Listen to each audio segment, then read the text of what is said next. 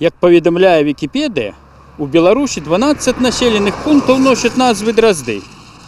7 іх, што больш за палову, у Віцебскай вобласці. І калі пра сталічныя дразды ўсе ведаюць, то пра іншыя вядома вельмі мала. Мы зараз наведаем дразды, што на Падстаўшчыне. Гледзячы на дарожны ўказальнік, можна падумаць, што тут падзначаная колькасць жыхароў.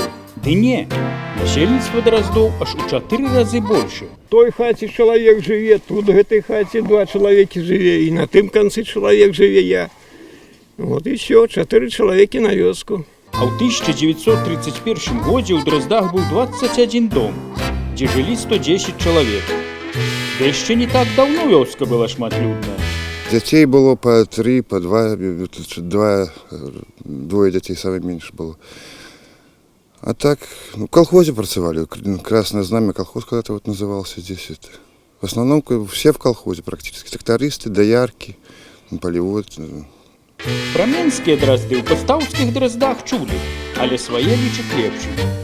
Наши дразды лепшие. Лепшыя, да? Конечно. А чым? Чем лепше, у нас этот воздух, кислорода больше, чем в ваших там драздах. Я вот так и живу. Вот. Что на земле выгадал, тым карыстаюся. Технику ремонтуем, кому больше было продукции. Так что жыццё доброе. Калі ёсць руки, голова. А калі іх нема, так, як мой бацька казаў, нема головы, лишите калекой. Мне в родительском доме самое лучше жить. И ни на что не променяешь его, если привязан. Іван кажа, што яму хутка 60 гадоў, і ягонае пакаленне было апошнім, якое затрымалася ў вёсцы. Малодшыя ўжо ўсе з'язджалі.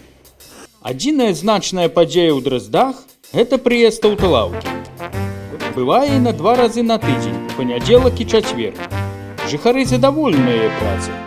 Усё необходимо под домову. Вот домою, замою, тое привезти, и она привезе тое, что трэба. Раней некаторыя жыхары Драздоў працавалі нават на заводах, што месціліся ў суседніх вёсках Станелевіча і Норыца. Здесь с нашей деревни порядка 3 человек. В Станелевиче был асфальтно-бетонный завод и в Норице спиртзавод.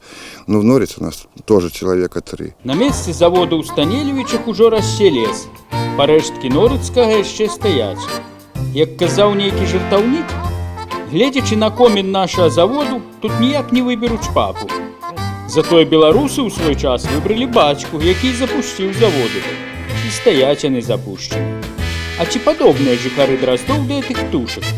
Паколькі ў пастаўскіх Драздах людзей амаль не засталося, будзем параўноўваць са сталічнымі.